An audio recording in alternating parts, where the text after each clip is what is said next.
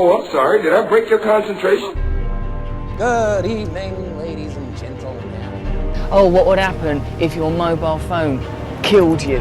We are tonight's entertainment. I would rather watch Beautician and the Beast. People don't forget. And here we go. Made for movies.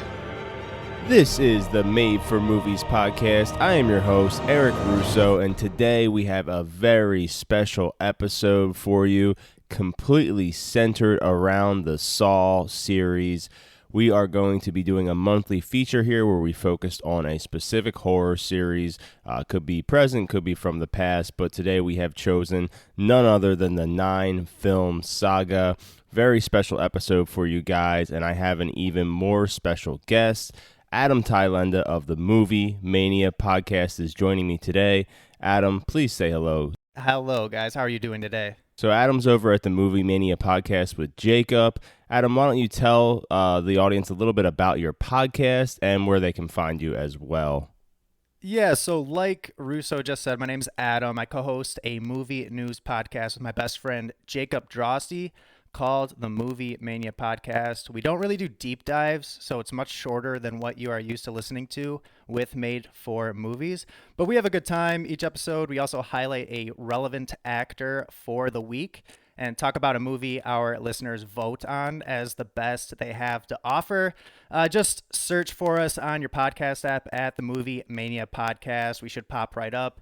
Russo, thanks again for having me, man. I have a feeling I'm like the only person you could coerce into revisiting this franchise, but let's get into it, man. I'm excited. Absolutely. And Aaron Wolf is not with us today. He is not the biggest Saw fan, but he will be back on Monday where we break it down for you as usual. But like I said, today is going to be 100% dedicated to this wonderful and not so always wonderful 9-film franchise. We're going to be looking at not only all these movies, but just the legacy of Saw as a whole. So Adam, I ask you, what does the legacy of Saw mean to you, and what do these movies mean to you? So for the horror movie genre in general, I'm a big fan. Saw in particular, I have a lot of nostalgia for the first one. Saw it with my mom, all that good stuff. Childhood, 11 years old. Great stuff. But the rest of them, I haven't seen them multiple times. I know you've seen them a ridiculous amount of times. Too many times. But I've seen exactly. I've seen the first two multiple times. After that, this was like a true rewatch for me, and I revisited a lot of them for the first time. So it was definitely interesting watching these for the second time. I'll say that. Absolutely. This is one of the most successful franchises of all time, not just for horror movies, just in general, but it actually just crossed $1 billion at the box office worldwide. $1 billion, 9 movies, a budget of only $110 million, one of the most profitable franchises of all time. What it was most famous for originally was they would have one movie come out every year for 7 consecutive years, which is a record for any movie franchise.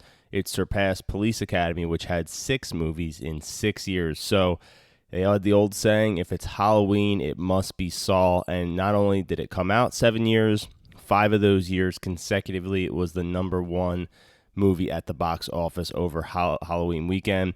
So I ask you, we'll start with the first Saw. Do you remember seeing the movie advertised, and did you have any expectations going into watching it for the first time? So I do remember it being advertised. I was only 11 when the movie came out. I believe I was 10 when trailers started going out onto like before movies. But yeah, so I didn't see it right when it came out. I waited a couple of years to watch it with my mom. So I didn't really have expectations other than everybody was talking about this movie. Even my friends that had seen it, I was jealous and all that good stuff. But yeah, didn't get to watch it until a couple of years later. But it definitely made its mark when I did. Yeah, very similar for me. I remember seeing the trailer and just thinking, what an incredible high concept that they came up with. It reminded me a lot of the movie Seven, which they have now come out and said they did draw a lot from that movie. And the other thing it reminds me of now, looking back on it, is just escape rooms in general. They become widely popular. I'm not sure if they were as popular when Saw came out, or if Saw is really what started the whole escape room phenomenon. But nonetheless, definitely the first one is 100% modeled after an escape room, which is pretty cool. Yeah, I honestly did not even think about that. We were both like at a younger age, so escape rooms weren't really our demographic, but I could definitely see where the influence would be there for the first Saw movie and so on and so forth. Absolutely. And now they actually have the rip-off, don't remake franchise Escape Room, which is basically Saw for 10-year-olds. Quite a interesting movie. I don't know if you've seen any of these, but they are pretty funny. I was going to say I saw the first one. I didn't even know they made sequels, but the first one was enough for me to stay away from the other ones. You are a smarter man than me. That is something that we already knew before today. So let's just move on to the original Saw. This is a very interesting movie because originally it was not supposed to go to theaters. It was supposed to be a smaller direct-to-DVD movie. This movie is directed by directed by James Wan, written by Lee Whannell, Australian director and writer. Knew each other in college. When they got out of college at age 23, decided they wanted to make a movie, and basically what they did is they filmed a specific scene, which is the bear trap scene, which Lee Whannell actually stars in the scene that they shot, and then they shopped it around to studios. Eventually, Twisted Pictures gives them basically a budget of $1 million. It tested so well at the Toronto Film Festival that they decided to give it a theatrical release. But as far as James Wan goes, he's the king of horror. He has franchises from this to Insidious to the Conjuring universe. He's also directed major blockbusters such as Aquaman and Fast and the Furious 7.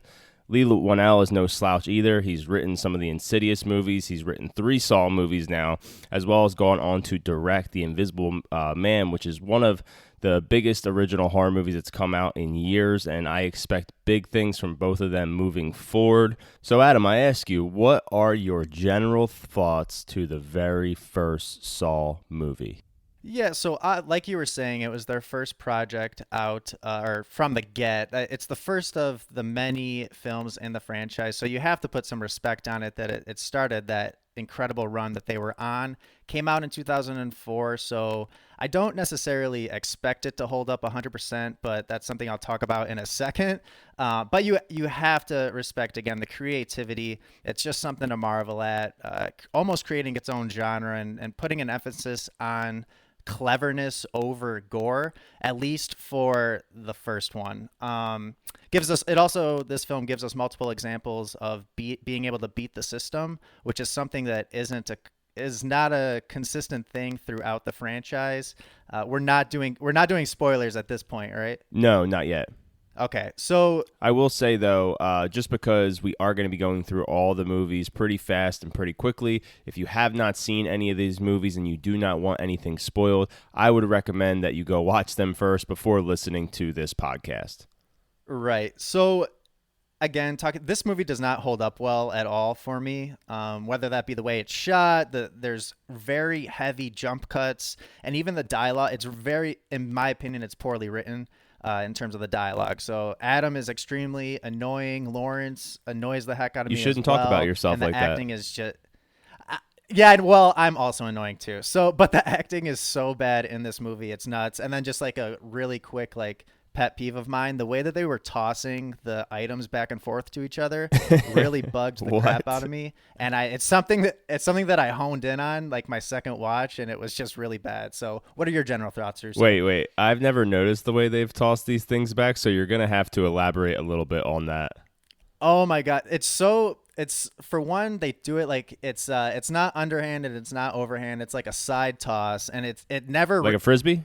Yes, exactly. And it never reaches them ever. The person's never able to clean it, to catch it cleanly. It always has to do a 1-hop or 2-hop to them. It's just so annoying. They're always looking for the keys or whatnot. So bad. Yeah, I think it's just an issue of people in Australia must be more into ultimate frisbee than baseball. So let's not hold that against them too much. I don't want to be rude to their entire country.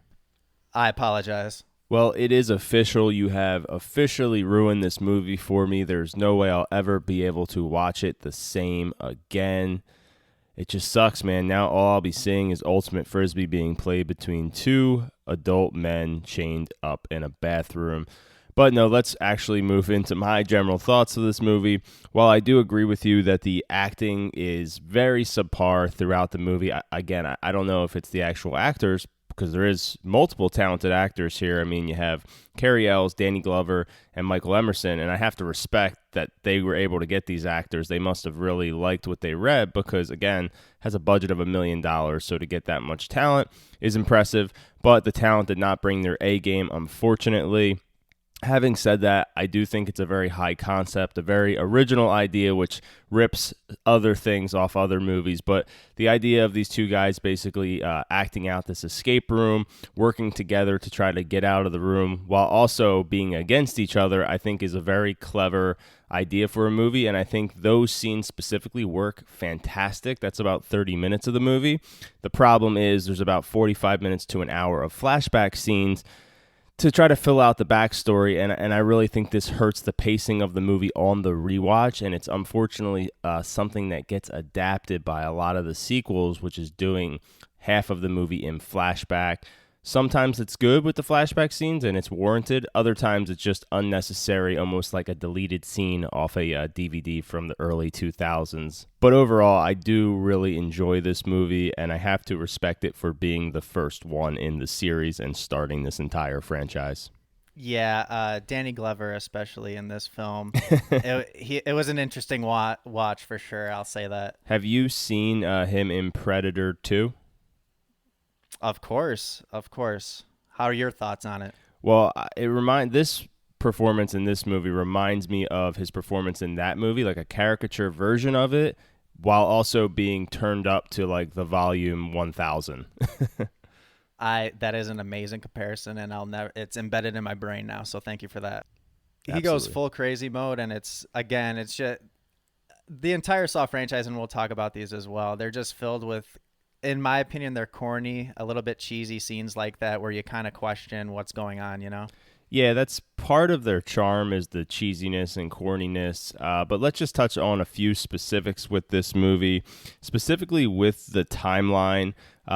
That's one thing that's always been confusing to me is if you look at these movies as a whole, you're not really sure if it's just a few months that are passing between movies or if it's years. And specifically related to the first one, it seems like it takes place over about maybe 18 months, but there's nowhere it really hinted at that. I'm just going off the fact that Danny Glover at one point gets his throat slit and then actually has a huge scar on his neck that is pretty much completely healing by the time we see him a few minutes later in the movie, and he is completely insane, whereas the previous time we saw him, he was just a little high-strung, you could say, but not really sure what's happening with that. The other thing is Jigsaw himself really likes to talk about how he's not an actual murderer and that he's never killed anyone before, which I always find to be very, very funny. It's like a staple in the series in every movie, and I'm pretty sure it's one of your favorite parts in the entire series. Is that correct?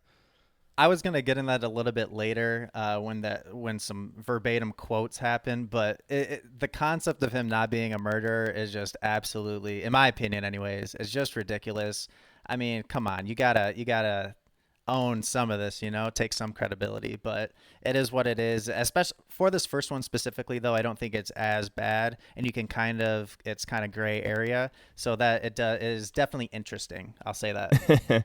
Yeah, for sure. When I was 15 years old, I 100 thought that this guy, Jigsaw, was the most brilliant man in America, that he was just getting away with all these murders, and I was like, I can't believe this innocent man is just having all these people kill each other. So I thought that was pretty funny. It kind of reminded me of Dexter, how Dexter always justified killing to an extent. When I was 15, it just made sense to me, but not so much now.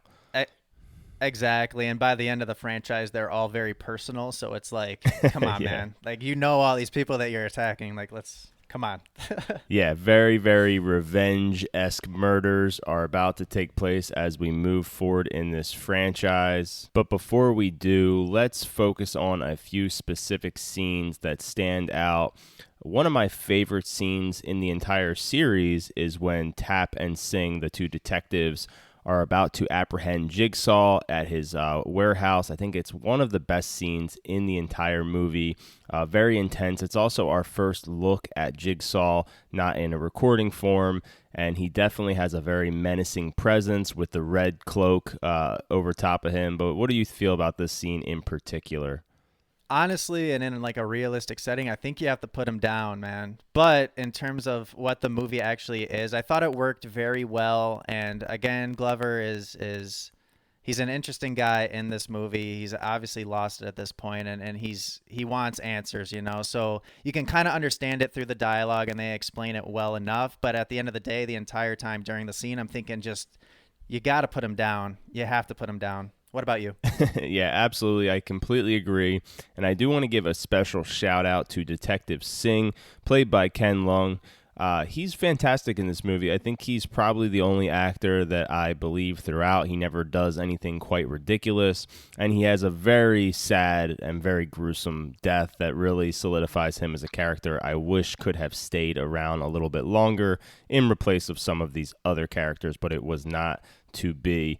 One thing I really liked is the doll setup that they find in Jigsaw's warehouse. That's like a shoebox cut out of the bathroom with these massive dolls, and nothing is quite size proportionate. So it looks really funny, and I do want to see some flashback scenes to who's making these, basically. Maybe they'll touch on that in Saw 27 coming out in 3 years. Yeah, I think they definitely will, because if there's one thing we know about the future movies is they love to do flashbacks and show us how every single trap was set up, who set them up.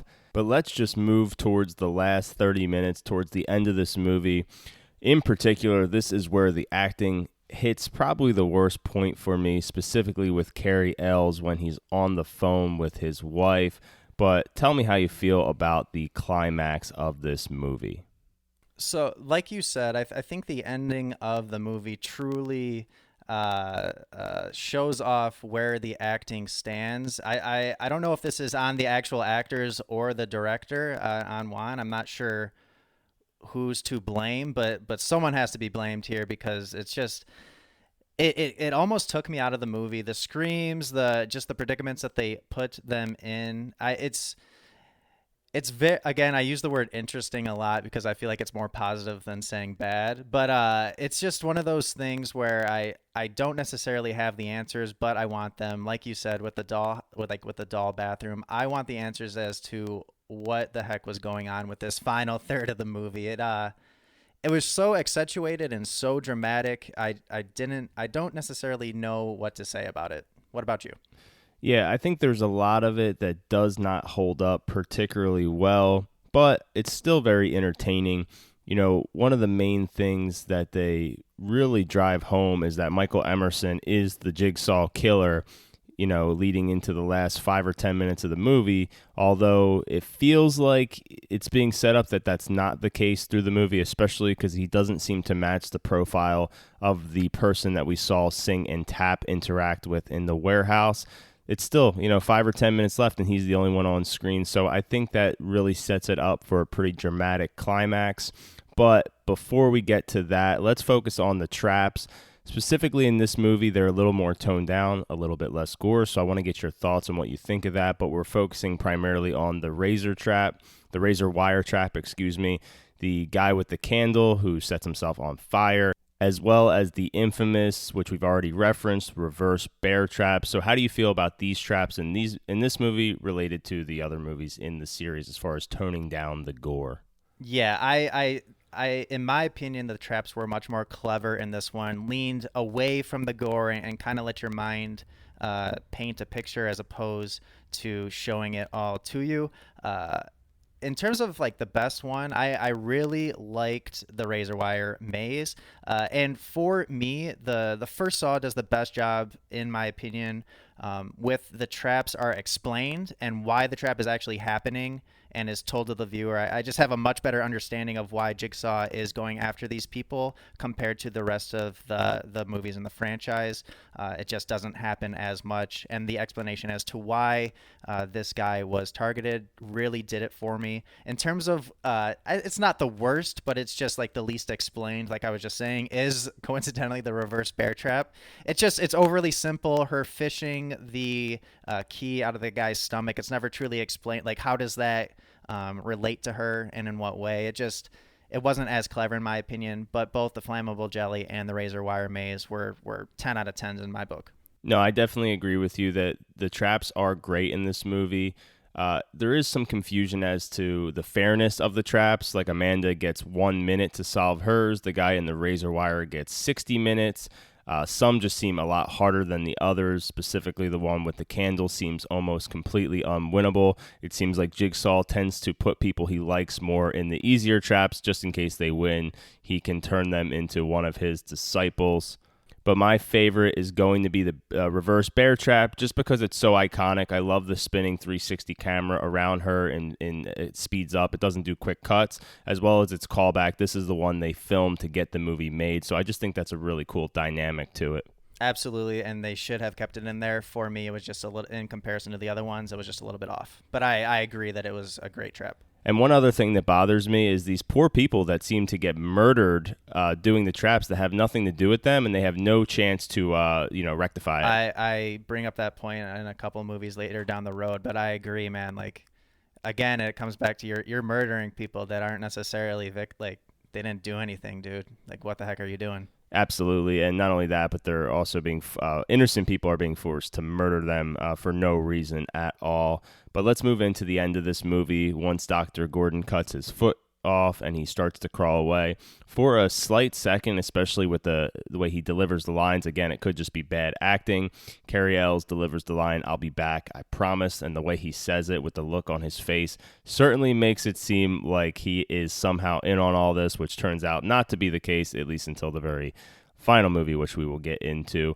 But we get the ultimate shot of Adam finding the tape that Zepp is not the main killer. And at that moment, Tobin Bell sits up off the floor. He's been playing the game the whole time. We did not know the dead body was him. Adam, what is your reaction to this huge, impactful moment? And does this twist still hold up for you today? I mean, this specific scene, it's iconic. You can't, in my opinion, there's no other way to think about it. You got the score in the background. It's what makes this movie so memorable. When I talk to people about this franchise, that's the one thing that they bring up in talking points.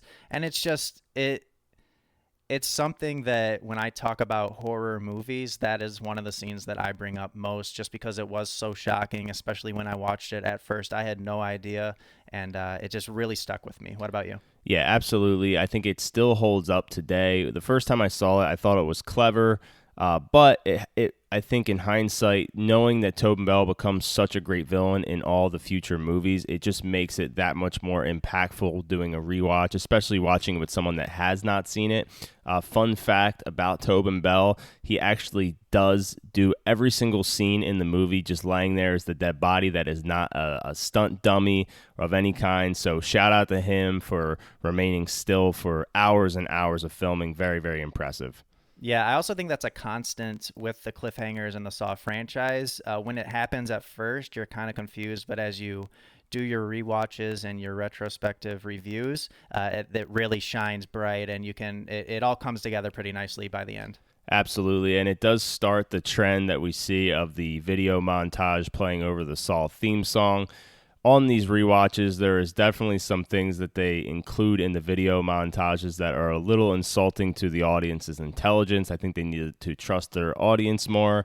I don't know how you feel about these video montages, but they clearly are a staple in the series, and they lack anything remotely as far as subtlety goes. But what are your thoughts on them? Oh, yeah, and being friends with you for years now, I know that is definitely a pet peeve of yours when the director does not trust its audience. So I just laugh every time you say something like that, because I know that it truly infuriates you. For me, it's a little bit, I don't really care, but I truly get pleasure thinking about you, thinking it late at night about it. Well, I'm glad that someone gets pleasure out of that, because it certainly is not me. Funny enough, with these Saw movies, because this is really the first time I ever saw something like this, no pun intended. It doesn't bother me as much because it becomes a staple of the series. It's super corny, but I always get chills when the Hello Zepp theme song comes on and we get the video montage, even if some of the footage that they use is basically just rewatching the movie in a very short amount of time, like a music video. But let's move on. I'm not going to ask you to grade this movie, but I do want to know, as far as a Saw movie goes, where this ranks in the series for you. Is this a bad Saw movie, an average, a good, or is this one of the few great Saw movies? For the grand scheme of things, I'm going to put it right in the middle. So I will say that it's on the average to good. At the time, again, it doesn't hold up as well to me, and definitely down the road, it's shot a lot better, and I think the dialogue gets better. So I do have to incorporate that with my ratings. So I'll say that it's average to good, right in the middle. Yeah, I tend to agree with you. It's an above average Saw movie. There is definitely moments of greatness, specifically like I talked about. Anything related to them in the bathroom, I think, is a very high concept and original idea, but it does get bogged down by some unnecessary and dragged out flashbacks, as well as some poor editing. But let's move on. So obviously this movie was a huge success at the box office. It opened with $16 million. Again, only had a budget of $1 million. Goes on to make $54 million domestic, and it makes $103 million worldwide. So immediately, if that happens, of course, they're going to greenlight a sequel, and that's what they did. Absolutely. Interesting story with this, though. There was a writer named Darren Lynn Bousman who was shopping a screenplay around called The Desperate that was similar to Saw in that it did have some traps and some other elements, but he wrote it before Saw even came out, so it was just perfect timing. So what they did was they asked him to come on and actually convert his movie with Lee Whannell into a Saw sequel. So they took his original screenplay idea, turned it into a Saw sequel, and that's how we ended up getting Saw 2, which is an insane story in itself and is pretty common in Hollywood. Die Hard 2 is another one where that happened. That was something else previously, so it's not completely unheard of. But Saw 2 ends up having Darren Lynn Bousman direct, ends up being even a bigger movie than Saw 1, and really when the franchise truly started. So, Adam, what are your general thoughts on Saw 2? Yeah, I actually didn't know that, so that makes a ton of sense just because it's so different from the first one. But just in terms of general thoughts, I'm a big Donnie Wahlberg guy, have a soft spot for him and love seeing him pop up in movies and shows. And I thought the cast in general did a much better job in this movie with acting and its choice in dialogue. There's a couple of things that I have issues with. They're more spoilery, but towards the end, the musclehead guy like running around trying to find the numbers on the back of the necks and whatnot. He's just not thinking. I try to think as logically as possible. I understand he's in dire circumstances, but come on, man, you have to understand it's not going to happen. But also, there's a lot of slow motion. I know you're a big fan of slow motion. Huge. So, especially massive slow-mo guy. But just in terms of the guy in the incinerator, and we'll talk a little bit more in depth on that later. But I don't need to see a guy burning to death in slow motion, man. It's just one of those things that's not on my priority list. Fair. But again, I think it was nice to see that it was different than the first. I always like when sequels steer away from the formula of their first movie. But again, there's a lot to talk about. I'll let you take the reins from here. Yeah, that's a great place to start as far as being different from the first movie, because with a sequel to a horror series, typically they're almost the exact same scenario, exact same movie. So what I expected with this one was the killer to be on the loose and another game to be taking place. And the fact that Tobin Bell gets apprehended by the police in the first 10 minutes of the movie, there's really no other time I've seen a horror movie take a chance like that and completely flip the script. The first movie, Tobin Bell doesn't have more than 2 lines of dialogue, so to have him be center stage for this is a huge risk that this movie takes, and I think it really pays off because everything involving him specifically is the best part of the movie. I also love that they brought back Amanda's character, Shawnee Smith's character, Amanda, from the first movie as well. Yeah, absolutely. Another thing I wanted to say was in most horror movies, you want the people to make it out of the circumstance that they're in. And I think that if there's one thing that the Saw franchise does not do well is I do not feel sympathy for like 99% of the victims that are going through the puzzles. I really struggled on these rewatches to feel anything towards these guys. A lot of the times, especially towards the end of the movie, I kind of just wanted them to fall to the puzzles so I could move on to the next one. Yeah, they definitely are guilty of that for sure. There are exceptions to the rule, but for the most part, their goal is to get you to empathize with these flawed but good characters, and I think a lot of times the characters are just way too flawed to even be redeemed, and they're like drug dealers and murderers and rapists, and when it comes down to that, typically you just want to see people die so you can move on, like you're saying. Absolutely. Exactly. The people that they want to relate to that are not the ones you want in the movie theater, so it's an interesting plot. Absolutely. We won't spend as much time on all these sequels as the original. One thing I do not like about this movie and some of the sequels is the color palette. It's very yellow and green and disgusting to look at in the house, and just actually almost like makes my eyes strain when I'm watching it. So not ideal for watching on a big screen TV, but how did you feel about the look of this movie? It all blends in together, so I have bad eyes too, so I'm straining the entire time, and I completely agree. The color scheme was very interesting to say the least, and I definitely struggled with this one the most in terms of, like you said, physically watching the movie. Absolutely. And one thing I really like about the Saw series is they're able to elevate supporting characters from previous movies into starring roles. Carrie from the first movie is in Saw 2 and Saw 3. This movie introduces Rig, who ends up being in Saw 3 and Saw 4. Ironically enough, Rig was originally cast as Xavier, your favorite actor in the movie with the baseball bat, but they did not want to typecast him as a black drug dealer, so they let him develop his own police officer character, and I think it really works out, and eventually it really pays off for him because, like I said, he gets to star in Saw 4, which is awesome.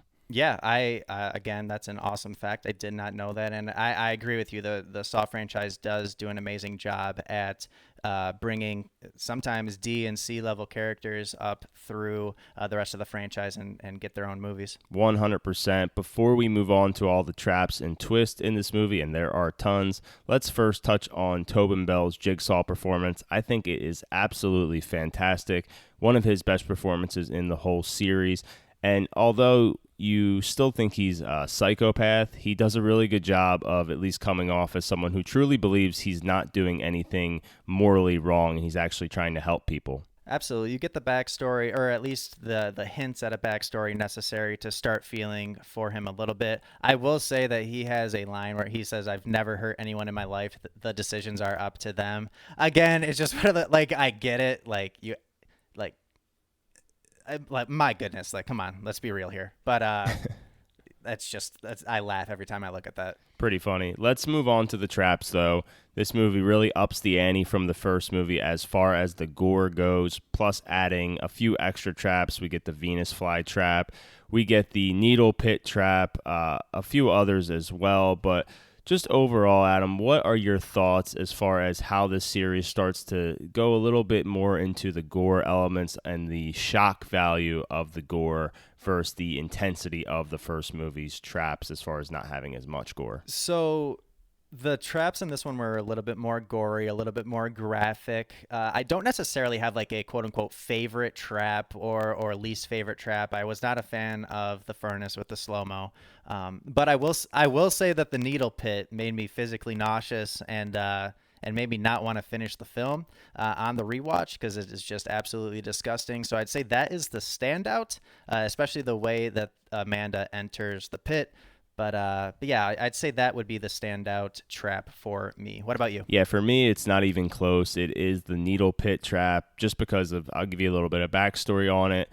Took over 110,000 fake needles to make that trap.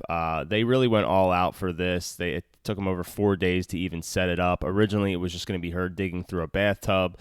didn't think it would be as visually appealing, I guess you could say. And they were definitely right. This is much, much more intense having her fall into this pit. I think the best traps in the series are always ones that, not that you would end up in this scenario, but it's a little easier to see yourself in this for some contraption. I agree. It's simple. It's to the point. You can actually visualize yourself in a situation like this. And again, I got nauseous when thinking about it. So props to them for writing this and coming up with this one, because this one was truly, truly dissatisfying. I do want to give Darren Lynn Bousman a shout out. I think he does a really good job with all these movies. The first one, not as good of a job as the other ones that he will later do, primarily because I think he tries to make it look so much like the original Saw, but he does a couple good jobs with the traps specifically, especially the one that's like the Chinese finger trap where the prostitute sticks her hands through and she can't pull them out. It's not really gory, but you can see the reflection of the blood on her. It's just like this red hue. Really well shot scene, and again, leaves everything up to the interpretation of your mind and allows you to fill in the blanks versus just showing excess amount of gore, which I always think is a little bit better.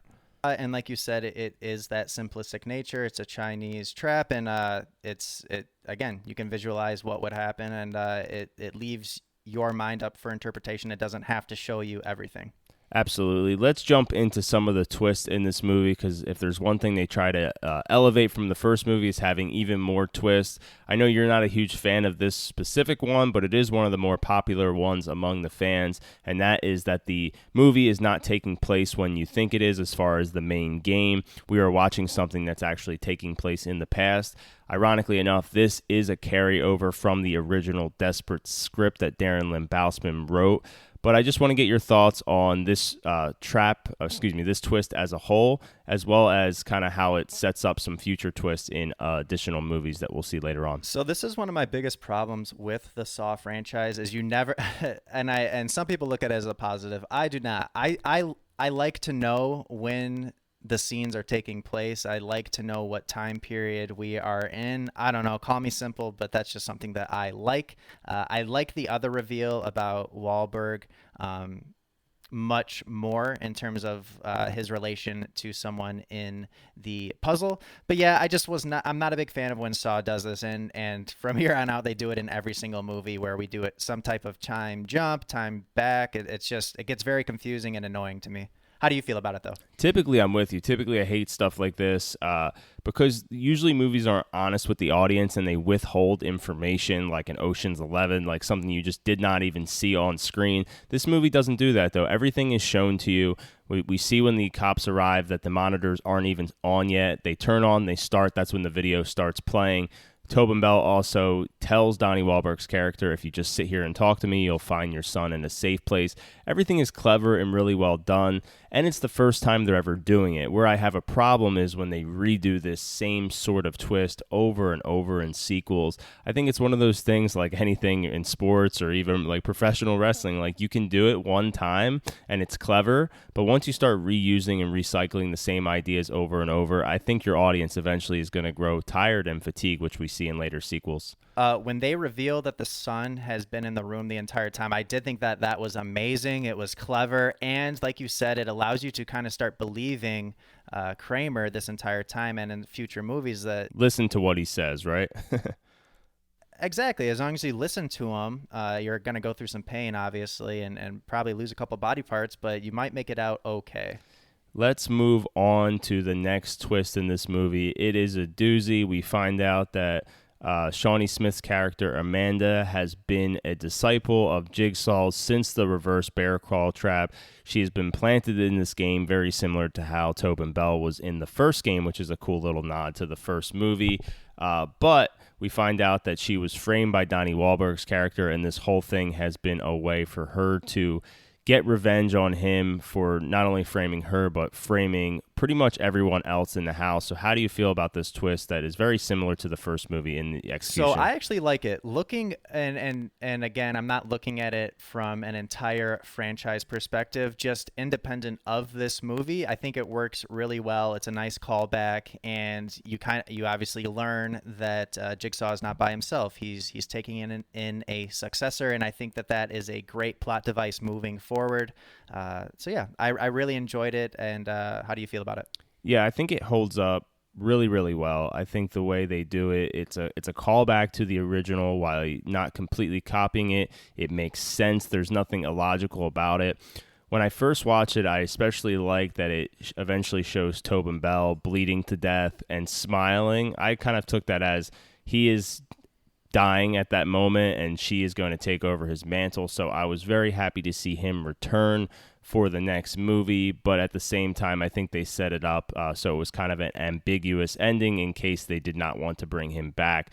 But it's really well done, really well shot, and it was actually a bigger surprise to me than the first movie.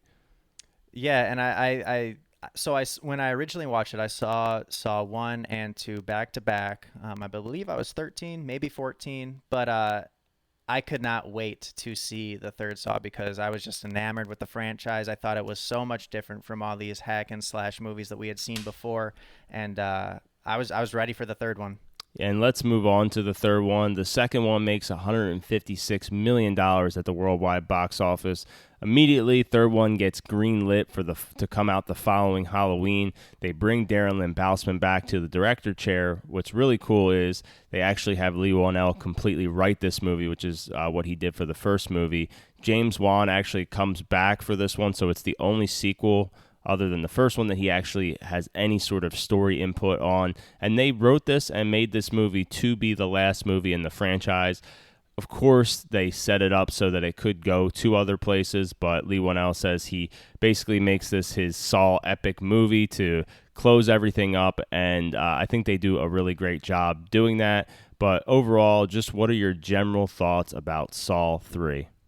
I actually would have liked this to have been the final film and just made it a true trilogy. I think the first 3 films are so different that it would have been an amazing finish. You kind of get recycled plots with the rest of the movies, but I'm just gonna be upfront. Saw 3 is my favorite movie in the franchise. I thought the story was actually the most intriguing and the strongest and gave us something to watch other than torture. Even though they do up the ante on the gore, there's a lot of scenes in there that's more thought-provoking and kind of gives us background and thought-provoking stuff. So I thought it was really well done. Again, he has some weird stuff where he says, like, I don't condone murder, and it's just like they have at least one of these in every single movie that it's kind of ridiculous to me, but I love that we picked up right where we left off. I love the journey that we take with Jeff. I thought that it was very nice. I will say that the formula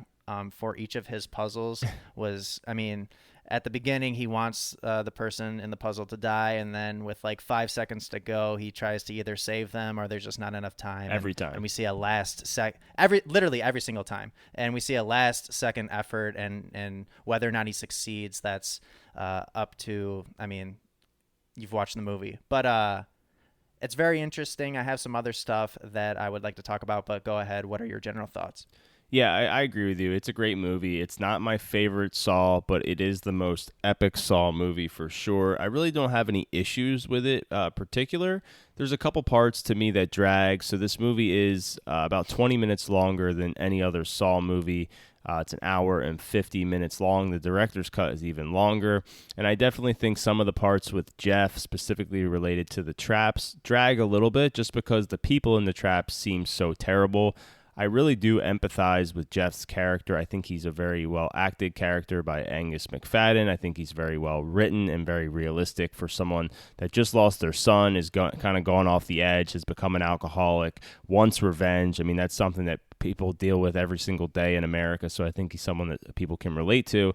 But the people in the traps, I just can't relate to at all, and I think it really makes it hard to watch. Although I want Jeff to make good decisions and heal, I'm not always rooting for these characters to make it out, just because not only do they seem like bad people, but they're also a little bit annoying. So, yeah, I agree with you. I agree with you completely.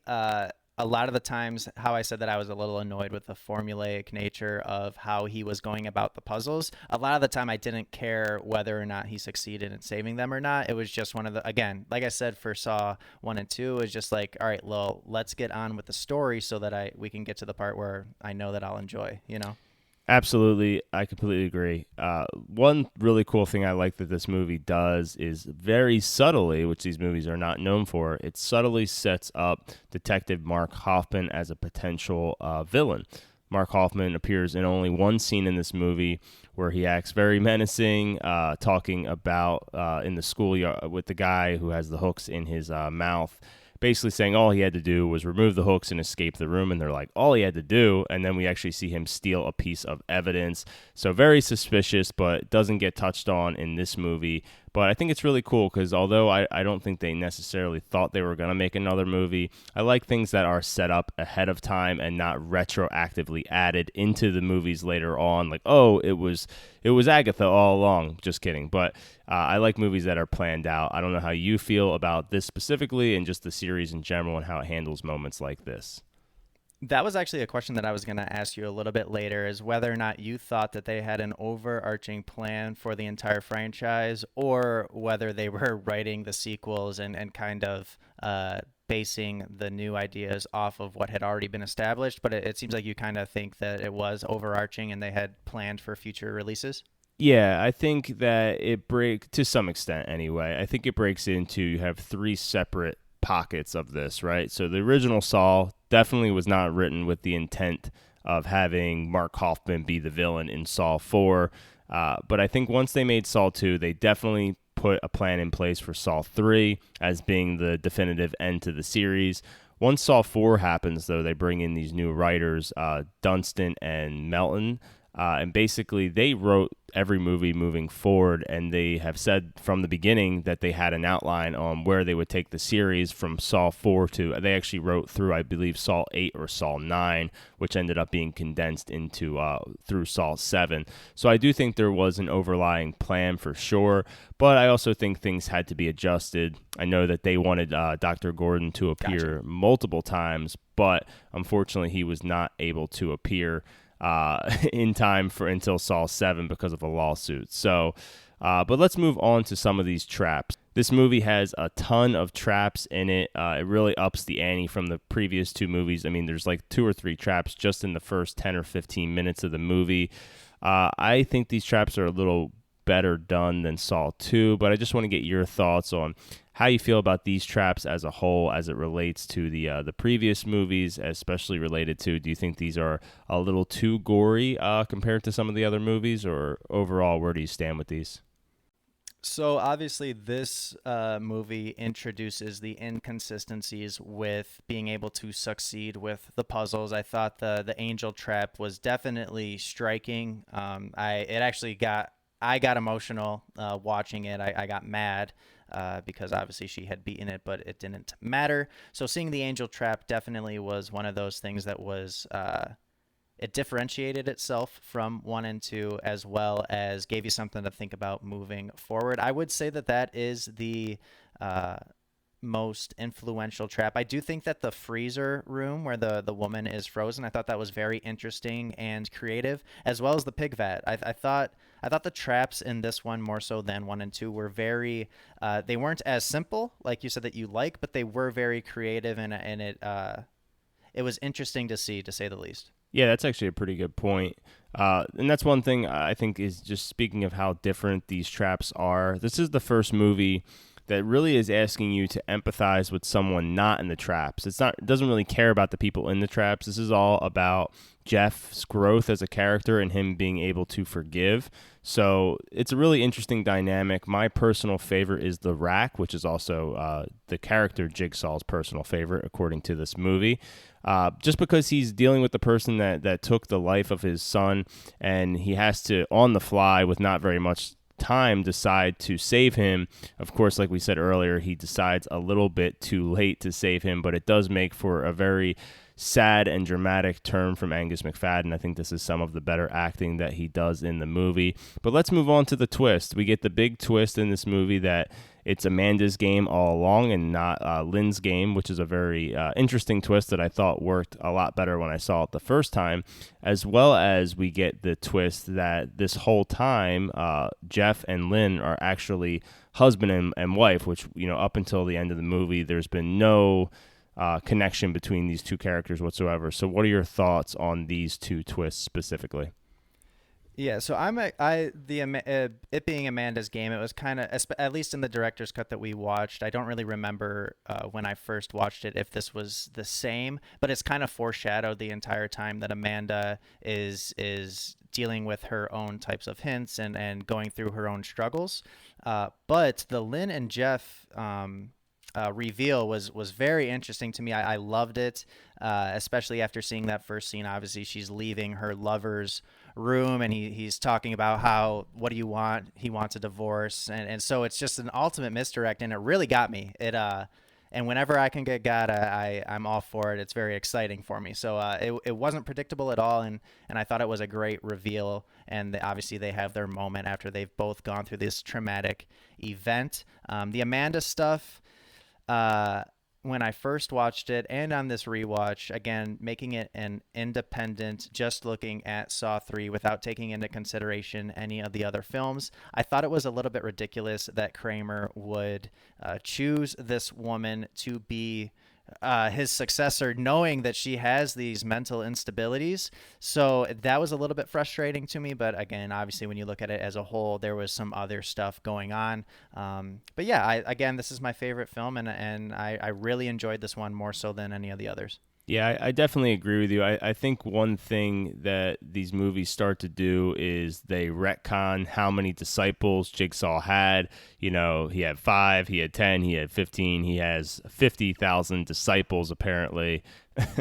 It's the worst. It's the absolute worst, and really annoying.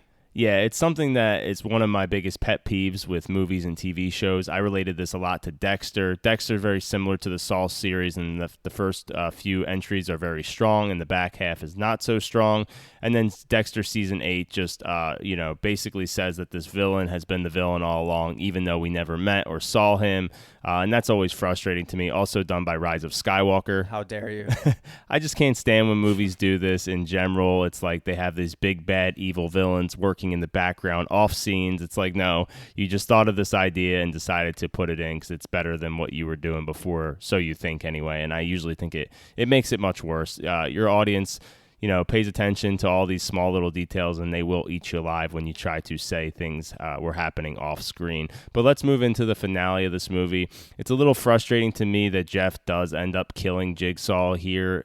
It seems that he should have learned his lesson. Also frustrating that Lynn can't tell him, hey, don't do that or I'll die. But what did you think of the finale of this movie?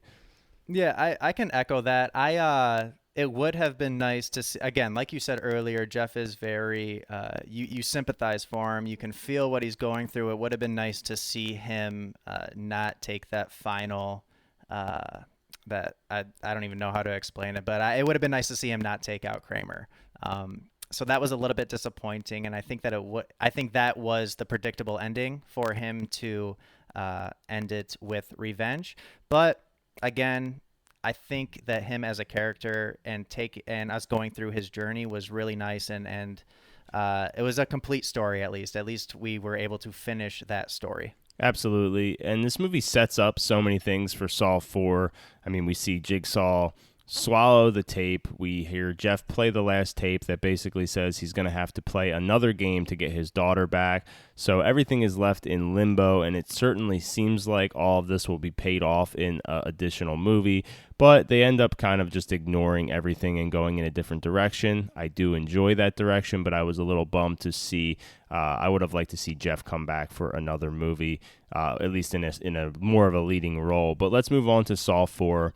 Saw 3 makes $163 million at the worldwide box office, the most ever for a Saw movie, so immediately plans begin on the fourth one. Dunstan and Melton write this movie, so it's the first movie to not be written or worked on by the original creators, James Wan and Lee Wanell. And basically, Darren Lynn Bousman said he would not return, and Saw 3 was his last movie, and he wanted to honor the original as a trilogy. But he ended up reading the screenplay, and he said that the twist in this movie actually shocked him more than any twist in any previous Saw movie. So he saw the potential to come back one last time, although, funny enough, he would end up returning for Spiral.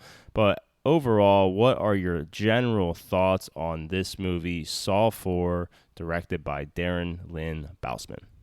Yeah, so Saw 4, I just double checked, 19% on Rotten Tomatoes.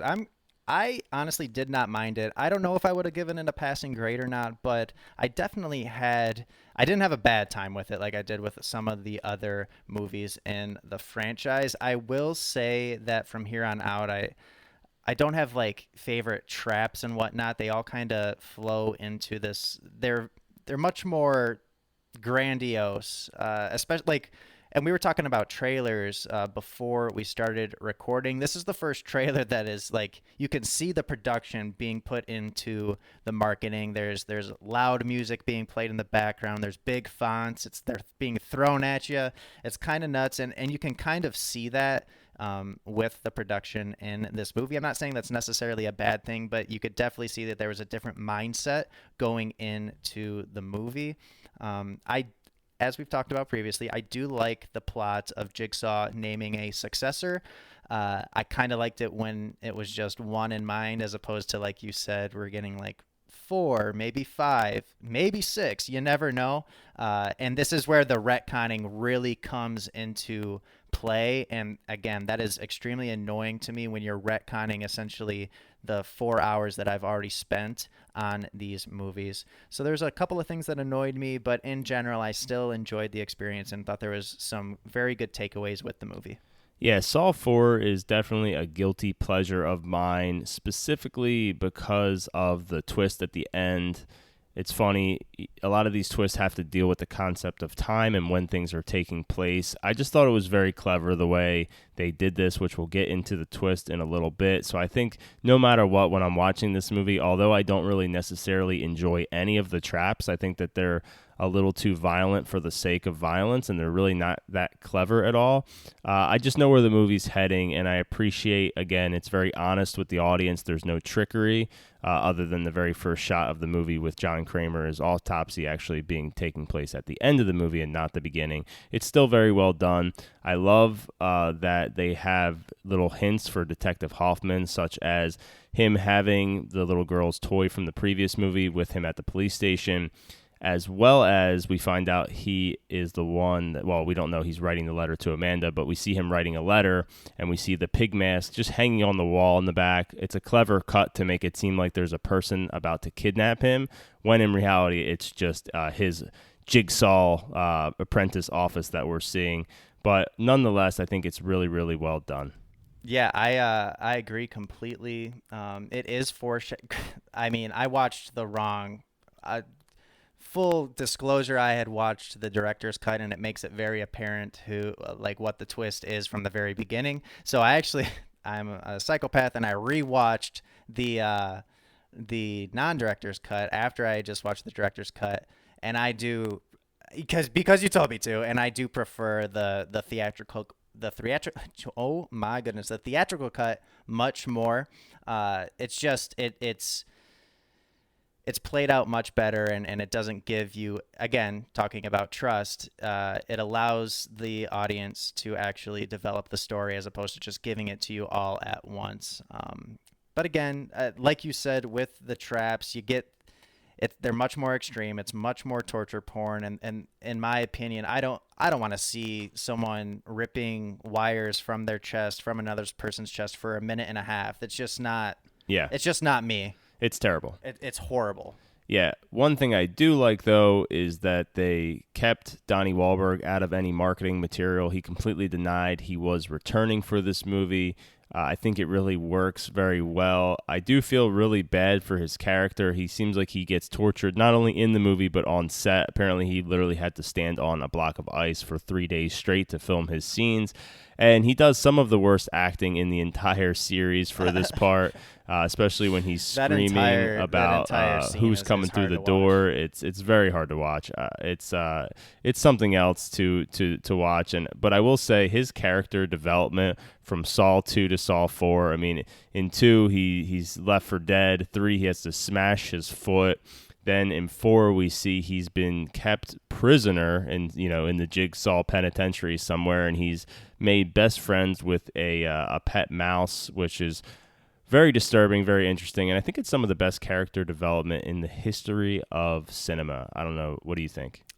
I would argue it is the best character development of all time, but that again, that is just me. That's my opinion. Yeah, we're going to have to do a top 10 list, but spoiler alert, Donnie Wahlberg coming in at number 1 on the list. But let's move on to the end of this movie. We get the final twist that Saw 4 and Saw 3 are actually taking place at the exact same time. Really, really clever twist, but overall, how do you think this twist works compared to some of the other ones? Do you enjoy it, or did you see it coming all along? So with a little bit of hypocrisy here, I actually did not mind that these were at the same time period. I thought it came together nice. I thought it made sense once it showed everything. And 3 and 4 I really enjoyed as compared to 2 and 3. So I didn't have a problem with it, and I actually kind of enjoyed it, to be honest. Yeah, I personally love it. Again, it's one of the main reasons that I think this movie works as well as it does, even if some people disagree. It all comes down to this twist. Specifically, seeing Jeff was a pretty big moment because I still felt that it was not connected or taking place at the same time. I thought we were just watching Jeff work through the what we were promised at the end of 3. So it took me a while for my brain to catch up to this one, which I always appreciate that something isn't obvious. We also get Scott Patterson's Peter Strahm, who ironically enough went to my high school and went on a date with my mom, which is pretty funny. Nice. From Gilmore Girls Yes. fame. Love that dude. Scott Patterson from Gilmore Girls. He's a pretty terrible actor, it turns out, at least from these movies. He's bad in 4, but we are nowhere close to how bad he's going to be for 5. But overall, Saw 4, really enjoyed it. Guilty pleasure. Can definitely recommend it to fans of the series for sure. I also would have it middle of the pack. Actually, if we end up doing at the end a full list, I'm going to shock you a little bit with where it is located. But yeah, I thought it was very good. I had a lot of fun with it and thought it was worthy of the Saw tag. Absolutely. Let's move on to something that is probably not worthy of any sort of tag. Saw 5, this is the first one to not have any contributions from Lee Winnell, James Wan, or Darren Lynn Bousman. They have David Hackle, who was not qualified to direct anything. I used to make the joke that his name should not be David Hackle. It should be David Hackjob after this movie. Funny enough, he is later fired off of Saw 7 for being so terrible at directing. He's just a production designer, though, so not all his fault, more their fault for putting him in charge of this awful movie that, you know, at the end of the day, we're not going to spend too much time on it because it's just not fun to talk about, and there's nothing, it's just embarrassingly all around bad. But what are your general thoughts on this movie, Saw 5? Yeah, so after I finished this movie is when I started to contemplate our friendship for you making me watch Come these on. movies. But this would be the worst movie of all time, if not for another movie in the franchise that we'll talk a little bit later. Leans heavily into torture porn. I actually did like, I don't know why, I think it's saying something that Strahm was a standout in this movie. That's how bad it was. But his water cube trap I thought was very well done, and it did go back to Origins, where it is a smarter, more clever trap that he is able to get out of. So I will say that is the positive. Other than that, this movie is absolute trash, and I have nothing to say about it other than that. Yeah, I don't have too much to say about it. I will say the scenes with Tobin Bell are the best scenes in the movie, as most people probably could have guessed. These ones play more like deleted scenes where they're really not that important to the overall plot of the movie, but at the same time, whenever Tobin Bell's on screen, I at least am enjoying what I'm watching, whereas the main game in this movie with the 5 people is absolutely terrible. It's the worst acted among anything in the series, and I think it's actually the worst game that takes place in the entire series. The 2 twists related to it, the fact that these 5 people are just connected to the house from Saw 2 and kind of deleting the evidence, as well as the fact that had they worked together, they all would have lived. I have to say, I am very glad that they all decided to be selfish and not work together, because watching them die is probably the only fun thing they do in the movie. It's very positive of you, but it's also a recycled idea from the second one. Do you have any? We didn't talk about this. Is this the same writer as number 2? just because it's so similar? No, it is actually not. It's written by Dunstan and Melton, who wrote 4, 5, 6, and 7. Again, this one had absolutely nothing to do with Bousman or the other Wanell, who wrote the first two. What a streak they had. But okay, yeah, that even makes less sense to me now. I don't understand why this was like essentially a carbon copy of 2, only with worse characters. So, cool. Yeah, I think it really has to do with David Hackle as a director. This movie looks like it was straight to DVD. And as we've said, this is the first one that does not have that original trio that created the first 3 movies involved whatsoever. It's also the first movie where Jigsaw is truly dead. And no matter what, that just takes a little bit of intrigue off the screen, because now you're dealing with this Hoffman character who you've really never even seen do anything, and he just doesn't command the screen the same way Tobin Bell does. But let's wrap this thing up. Let's start to get into, it's not even, there's really no twist at the end of this movie. Basically what happens is Hoffman is just trying to frame Agent Peter Strahm for all these murders as the new Jigsaw killer so that he can continue on. So how did you feel about the ending of this movie? I thought it was fine. To be honest, I don't have a ton of thought on it. I kind of forgot about it I kind of blacked out at the end of this movie, and that was just a reminder of what happened. So thoughts on it? I mean, it is what it is. We'll talk about 6, and it kind of redeems itself later. But again, this movie independently is so bad that I can't even recommend. If you're the biggest Saw fan, there's no way you like this movie. Yeah, it's the first one that I would classify as completely skippable. If you did not watch this movie, there's enough in Saw 6 via flashback that will basically fill you in on everything that happens. There's really nothing important that happens in this entire movie. But I have to talk about Agent Peter Strahm, Scott Patterson, one more time. In this movie, they decide, and it's not all his fault, it's like a plot device that he stabs himself in the throat, so he had to survive the one trap, so his voice is very raspy. So he delivers all his lines like very just, I don't know. It's so frustrating to me. He's like, "You were there the whole time." Sounds like a Wolf Batman impression.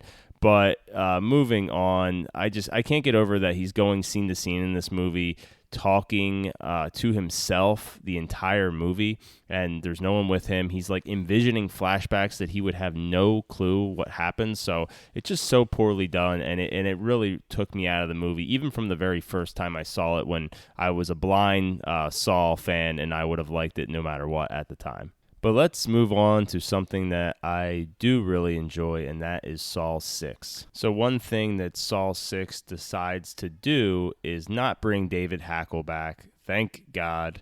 They decide to have Kevin Greuter direct this one, and the good thing about that is Kevin Greuter is actually the editor on the first 5 movies, so he worked directly with James Wan on the first movie and has a lot to do with how these movies have looked since the beginning.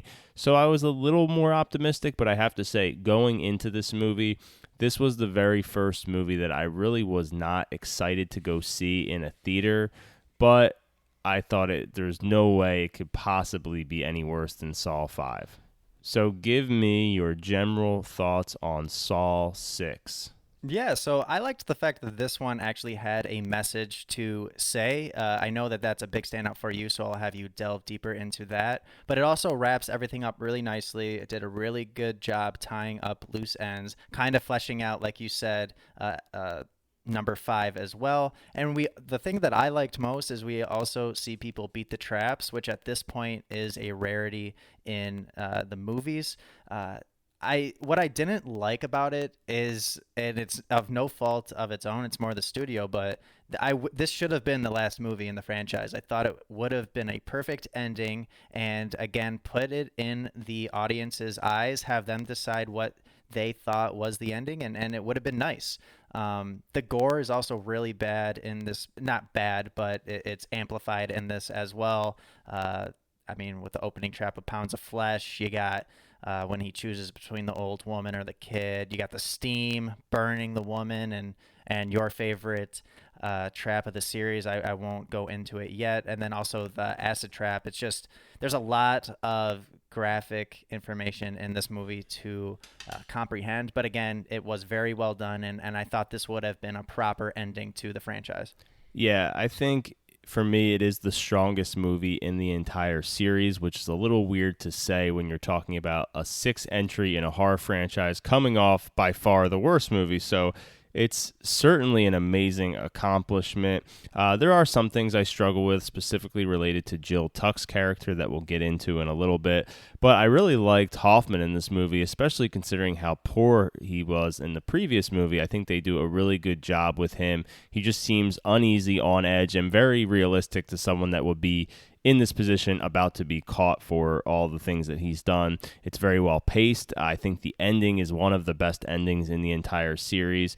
But yeah, like you said, I like that they go after the health insurance companies. I think if there's anyone that deserves to be in jigsaw traps, it's very believable that these terrible people would end up in something like this, especially the ones that were responsible for Jigsaw essentially being denied health insurance. So you never want to piss him off. So specifically, though, moving into the traps, I love that it was always you could kind of choose, like there were surviving people in every single trap, and you got to choose which side you wanted to be on. Even more specifically, I think that the merry-go-round trap is the best trap in the entire series. If you are a fan of the series but have not seen this movie, watch it on YouTube. It's so well done. It's one of the best acted scenes in the series in general. Everyone's so realistic and begging for their life in a way where they're ready to stab their best friends in the back. I think it's really well done, and there's no gore in it really. So it's definitely an all-timer for me, and I know a lot of people agree as far as that trap. But what do you think about it? Yeah, I agree with you. I really like that trap, but I also like how all of the traps kind of allow the Doctor to understand that he's a hypocrite, and when put into the situations that actually affect him, he would see them differently. So I thought that it was done really well, and the message portrayed was really well done. Absolutely. Completely agree. One funny thing to me in this movie where it really starts to stand out, Hoffman seems busy just in general, but the fact that he has time to kidnap, I count over 10 people, is quite an amazing achievement, and I definitely am impressed with him. He's a big dude, but he seems to be just a great multitasker as well. Yeah, not even Kramer did that, so I wish they would get an explanation as to how Superman is doing these Saw puzzles, man. Well, I know they are developing a Saw TV series, so I'm sure that's where we're heading, HBO Max, wherever it may end up. I will definitely be there to watch it. I want to see every single person get kidnapped. That sounds kind of weird to say out loud, but nonetheless, let's move into the final 30 minutes of this movie, which I think are absolutely incredible, just nonstop, fast-paced. Everything makes sense. Starts with Hoffman's raid on the police station, and then we get into some of the twists in the movies, such as the main character is related to his sister and not the husband, not the wife and son that we've been led to believe the whole movie, as well as we get to see Hoffman end up in his trap. How did you feel about the end of the movie, specifically related to these twists? Yeah, at first, to be honest, I didn't put it together when he's like, "Why are you here?" For whatever reason, I thought that she was going to be like a mistress or something. It probably went right over my head, and it was explained, and I just wasn't paying enough attention. But I was very confused until the ending. It was a very interesting plot device and dialogue that they had, where the son is the one that ultimately decides what his fate, the Doctor's fate, and I could definitely, again, it's one of those where you could see where the son was coming from, and it kind of goes against everything that Kramer stands for in terms of revenge is not necessarily the best option to go with. So I did think it came full circle, and then in terms of Hoffman being the victim of the last trap, we could talk about that. I'll have you go first with that. Yeah, as far as that goes, I know that Costas Spandler, the actor that portrays Hoffman, has said that they filmed multiple endings to this movie, a few where he dies, including one that he gets caught in a trap that Strom created before he died, which is just pretty insane that they thought that would make any sense. As Strom is running around trying to catch Hoffman, he takes the time to build an entire trap.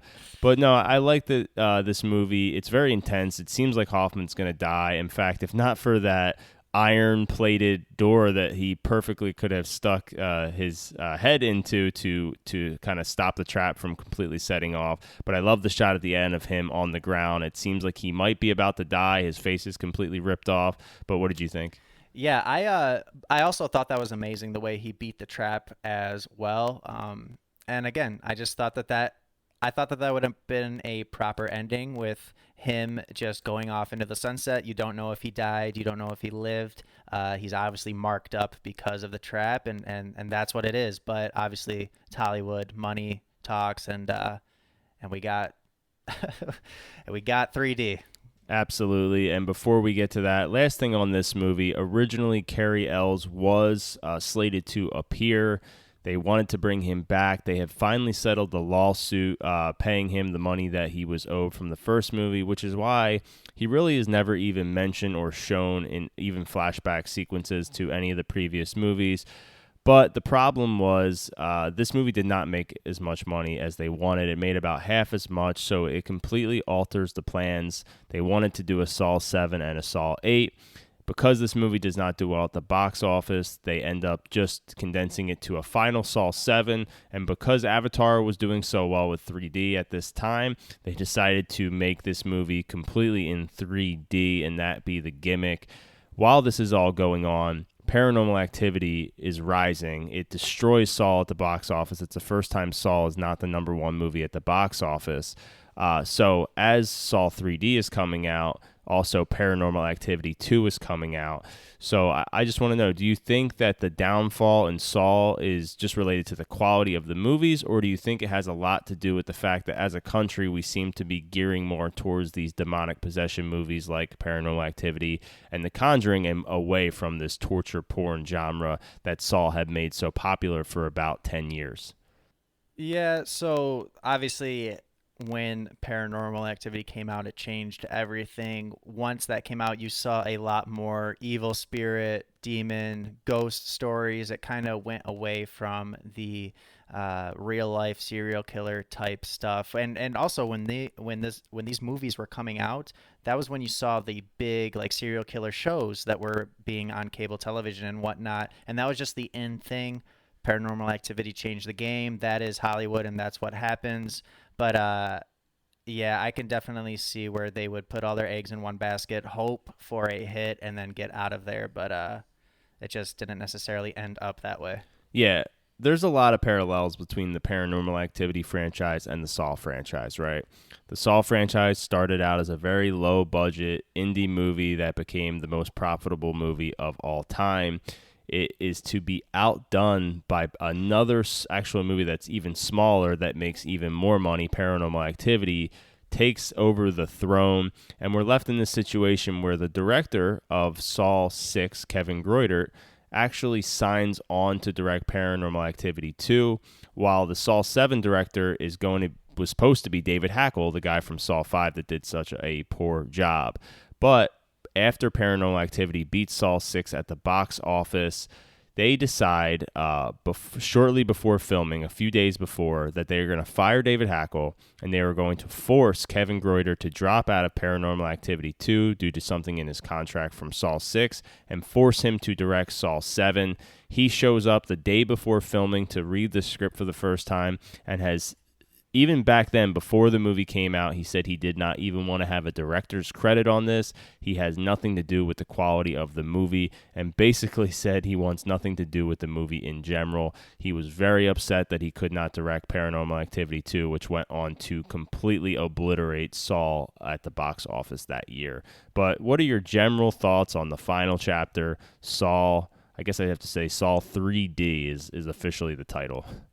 Yeah, so obviously when you're forced into a situation, it doesn't matter what it is. It can be Hollywood, it can be your everyday job, it can be sports, it could literally be anything. When you are being forced into the situation, you're never going to perform at your best or even want to perform at your best. And I think that's what we saw with this movie. I'm not being hyperbolic. There's not one thing in this movie that I like. It is the worst movie of all time, and this is truly when I questioned our friendship because this was just one of the worst experiences of all time. The twist, in my opinion, is predictable. You made a great point when we were texting one day about how they made that circumstance much more apparent than it had to be.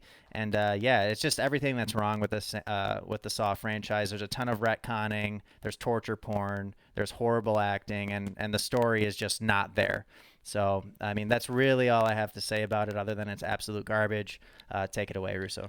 Yeah, I think you have summed it up pretty good. It is one of the worst movies ever made. My biggest issues with it is the fact that it seems like they had a writer room full of fans that just came up with these ridiculous trap ideas and then pieced them together from trap to trap to trap with no story.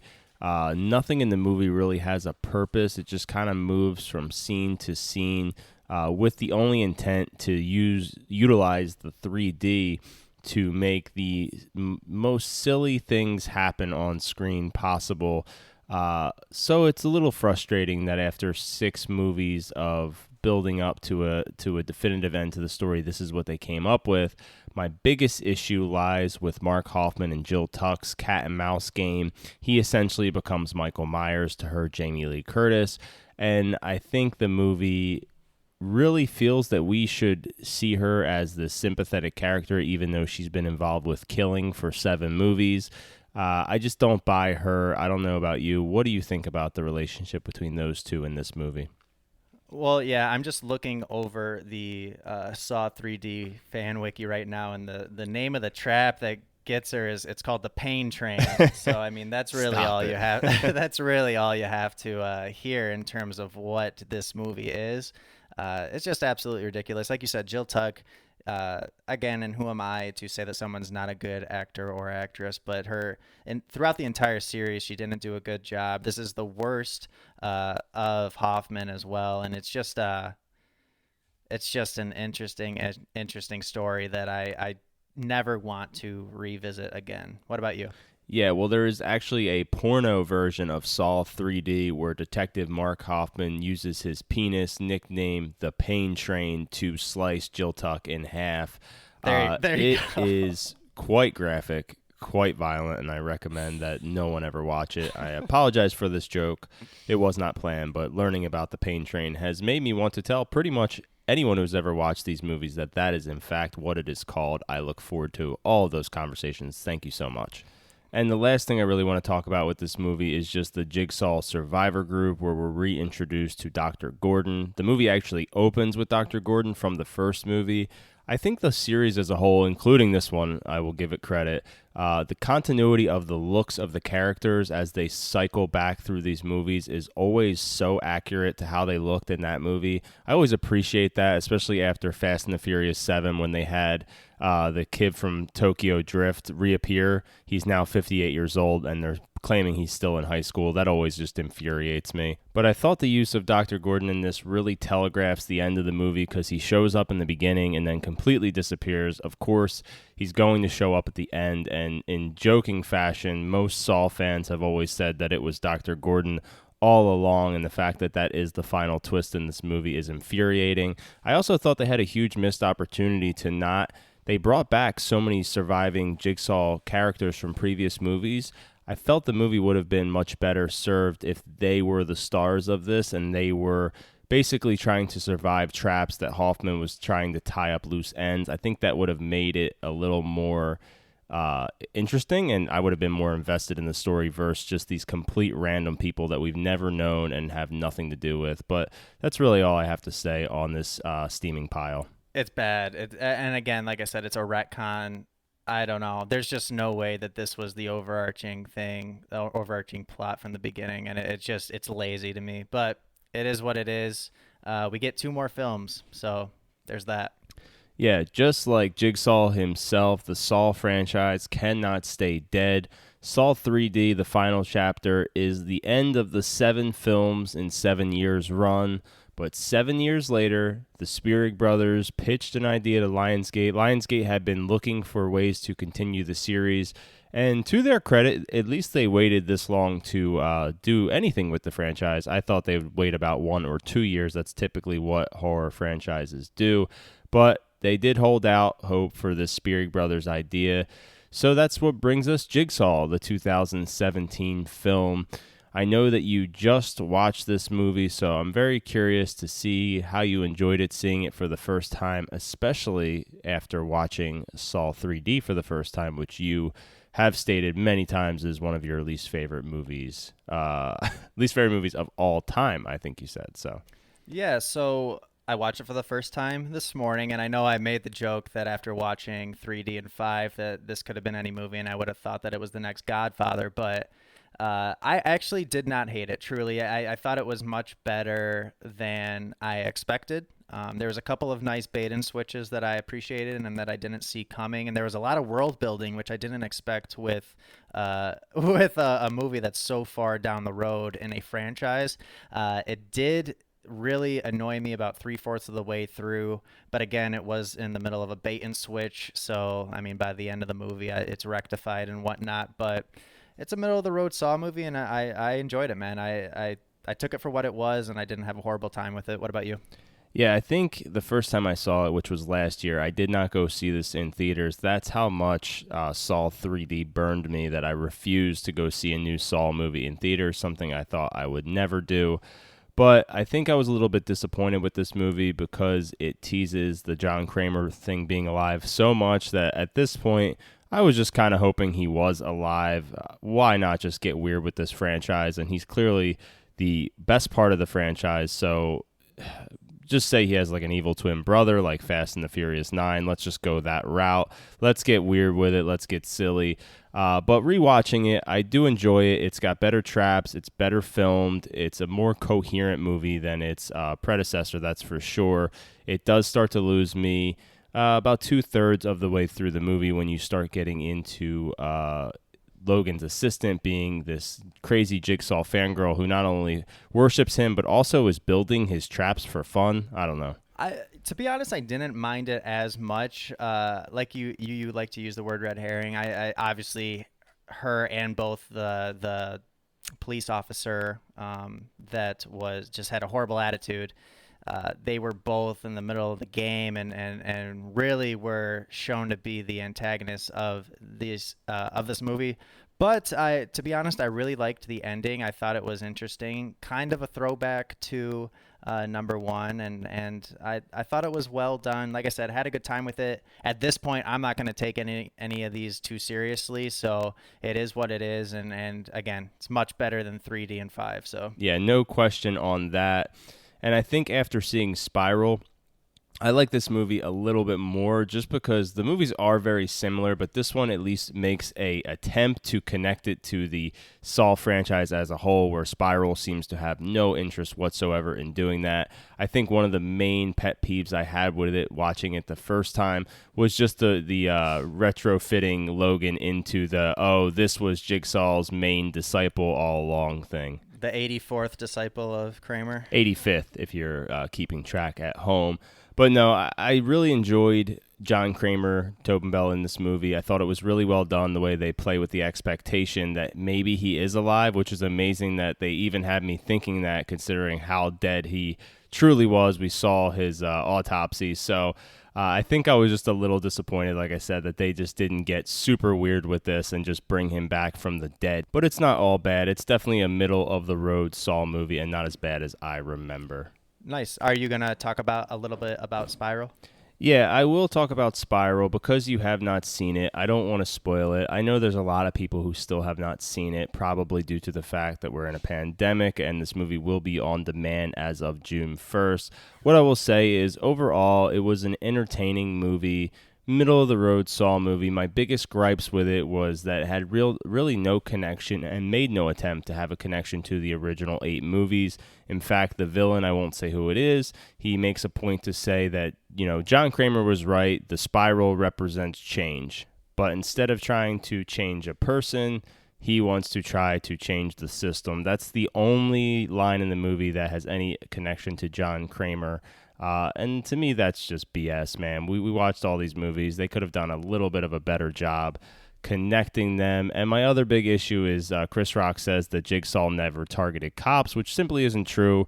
Rigg and Carrie were not only cops, but they were good cops who were targeted for caring too much about people, which, again, super, super frustrating. Overall, a decent movie. I liked it for what it was, but, I'd rather see them return to this storyline. And it's just another, like we were talking before we even recorded this, about plot holes in the series, and that's just one of those gaping ones that you kind of, how do you not? Yeah. How on earth do you write that in a script? It's because Chris Rock never watched these movies, and he just took an idea and didn't care. That's what I'm saying. Someone has to be able to. It's a single line of dialogue. Obviously, I haven't seen the movie, and I haven't seen it in context, so I can't really form an opinion on it. But if it is exactly how you're saying, like, it's just a little bit ridiculous to me that nobody caught that. Yeah, it's pretty ridiculous. Chris Rock wanted to make a scary movie and find a way to be funny in it. He's come out and said that. I don't think his love for the franchise goes past the first movie, and I think they basically wanted to just remake this movie, and that's really what we get. The craziest thing is it's more of a remake of Jigsaw. It has the same writers from the writers of Jigsaw, which came out 3 years prior. It's just amazing to me that they're just pretending that movie didn't happen at all. So a little bit frustrating, especially after just rewatching Jigsaw right after Spiral. But let's move on, wrap this thing up. What we're going to do is we are going to rank all the Saw movies. So I want you to rank them from worst to best and let me know why each movie ends up where it is on your list. Okay, worst to best. So obviously I'm going to throw out Spiral because I have not seen it. I'm going to assume, just based on your recommendation and opinion, that it would fall in line somewhere along the same lines as Jigsaw, maybe a little bit lower for me. But at 8, obviously I have 3D. It is the worst movie of all time. Number 5, it would be last if not for 8. Again, 5 is in my top 5 worst movies of all time. And this is where it's going to switch up a little bit for you with our list. I have number 2 at number 6, just because it does not hold up as well for me, and it's not the original, so I'm not going to give it as much credit for creating something brand new. At number, is that 5? At 5, I have Jigsaw. It was a nice change of pace, immediately followed 3D, so it probably is a little bit worse than I think it is right now, but just because it follows such a horrible movie, it's better in my book. Then I have 1, the original. Again, you have to respect it for what it is. It created this entire franchise, this genre, and it gave us a couple of pretty good darn movies that we were able to enjoy ourselves with. At number 3, I have 4. How confusing is that? But I like the idea. Again, looking at it independently, I love the idea of Kramer forming his own successor, and I thought that was a really interesting plot point. They just kind of abused it by the end, so it got a little bit ridiculous. But again, the movie in and of itself, I really enjoyed it. Then I got 6 at number 2. It's just a phenomenal conclusion to the franchise. I wish it would have stuck with that, and we would have got a great ending. And then my number 1 Saw movie of all time is Saw number 3. I just simply think it's the best. I think it's the most interesting plot, and we got the most creative deaths and storyline to date. Go ahead. What is your rankings list? Well, I will say that is the second most definitive rankings of the Saw movies I've ever heard, to my own list being number 1, of course. It will include Spiral. Let's get this party started. Going to start very similar to your list with Saw 3D coming in at the 9th spot. We've said enough about this movie. Let's move on to the number 8 spot. Almost as bad, not quite as bad, has some redeeming qualities with Tobin Bell. Keep in mind, Tobin Bell's only on screen for 3 minutes in Saw 3D. Saw 5 has a little more screen time, so that's the only reason it is ahead, coming in at the 8th spot. Moving into the 7th spot, we have Jigsaw. We just talked about this movie. Originally, probably would have been even worse than Saw 5, but I actually enjoyed the rewatch, mostly due to the fact that it has so many similarities to Spiral, so it gains added points for being more original than the Chris Rock movie. From there, we move into Spiral. Again, this movie loses points for copying a lot of its ideas off of Jigsaw, which came out just 3 years prior. Still a very entertaining little thriller with some really funny Chris Rock scenes, but not really what I was looking for a new Saw movie. Not enough connective tissue to the franchise. From there, we move into the top 5. The top 5 starts with the original, the OG Saw. Have to pay my respects. A lot of people will have Saw ranked as their number 1 movie because it is the first. I will just have to disagree. I think you guys are missing out on some of the better sequels in the series that really dive into the mythology of the franchise. But still a very good movie. I really like it with, of course, the bathroom scenes really standing out like we talked about. Moving into the top 4, Saw 4 comes in at the 4th spot just to make things not confusing for anyone. Really love this twist. This is my favorite twist in the franchise that is taking place at the same time as Saw 3. So for that, it always just is a very enjoyable watch for me. Moving into the top 3, Saw 2 comes in at the number 2 spot. To me, this is the movie that really sets up the next 6 or 7 movies as far as style. So it's the most influential movie in the whole series. To me, it's got great twist. I love the scenes with Tobin Bell. It's just a very entertaining sequel that pretty much improves on every issue I had with the first movie. It fixes and improves on. Moving into the top 2, Saw 3 comes in the number 2 spot. The epic conclusion to the original trilogy. Just everything I wanted from this movie. It's a perfect end to the original trilogy anyway, but not my number 1 choice. That will go to Saw 6. It's the only movie that has anything interesting to say for me. It has the best finale. The last 30 minutes are totally flawless. Just an amazing movie. If you're out there and you have not watched these movies other than the original, I really think you should check it out. But that pretty much wraps it up for us. Adam, thank you so much for joining us. Don't tell anyone that I blackmailed you into doing this. I really apologize, but no, seriously, this was awesome. Very therapeutic after watching all these Saw movies. And just do me a favor, let everyone out there know where they can find you guys. I'm sure they're going to want to check you out after this. Yeah, just search us on your podcast app at the Movie Mania Podcast. And again, thank you, Russo, so much for having me fill in for Wolf. Wolf, I don't know whether or not to thank you or to hate you because I had to rewatch all these movies. But again, this was awesome. Awesome experience, Russo. We'll find a way to get you on the Movie Mania Pod. And the last thing to say before we go, I'm sure if you're listening this far into this podcast, you have some thoughts on Saw or some questions for us. So please send us in your thoughts. What's your favorite Saw movie? What's your favorite Saw twist, Saw trap, whatever you want to talk about. Send it to us, and we will respond to the best ones. We will read your responses and then respond to them on next week's episode. I'm really looking forward to see what kind of responses we get. Hopefully someone out there legitimately thinks Saw 3D, the final chapter, is the greatest movie ever made. I look forward to hearing from you all. But that wraps it up here. Keep in mind, Mr. Wolf will be back with me this Monday. If it's Monday, you know what that means. We got all the news, all the latest reviews coming in hot for you, as well as a couple special announcements for the month of June. Looking forward to all that, but as usual, bye. Made for movies.